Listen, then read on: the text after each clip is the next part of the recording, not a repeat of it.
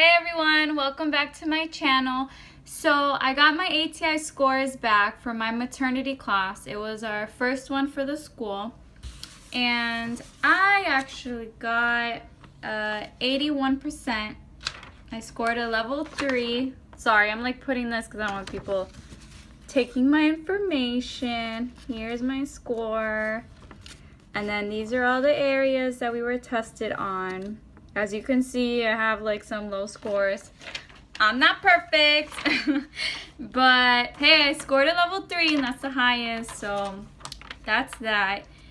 But the only reason why I don't like ATI is that we can't go back to our test and see what we got wrong. Like, I'm the type of person that when I do practice questions, I need to look at the rationale because I think I'm right. Like, if I'm taking a test and I pick that answer, it's because I think I'm right. And if you're telling me I'm wrong, like, I like to know why.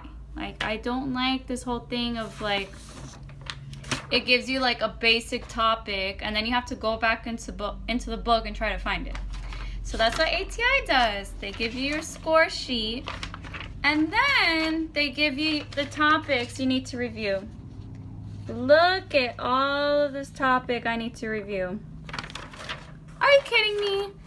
And I don't know if you could see it. Let me bring it closer.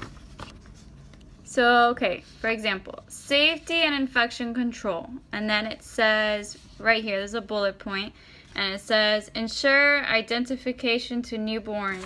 Sorry, I can't read backwards. Ensure identification of newborns.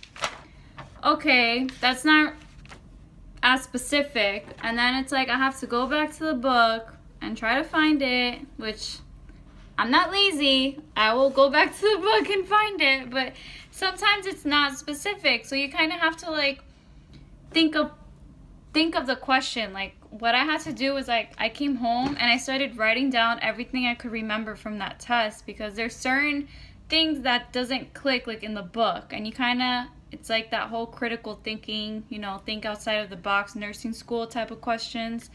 So that's what I had to do. So that's why I don't like ATI. They're just crazy, but they say it's equivalent to the NCLEX. So hopefully if I'm scoring a level 3, I will pass the NCLEX on my first try. That would be great. But until then, so I've downloaded the app, RN Mentor, and I highly suggest that app because on my free time, I'm always on my phone, and you could do like 20 questions here, 50 questions there, and then you could like generate your random type of questions. You could choose like either NCLEX style, or you could choose clinical or body system. So it's super cool. So you could choose your areas that you're not so strong on. That's what I try to do, because sometimes I like to pick like the areas that I'm strong and I'm like, yes, I got a good score. But then you do the other areas, you're like, I don't want to do that. So no, do the areas that you're not comfortable with, because that's the area that you want to improve on.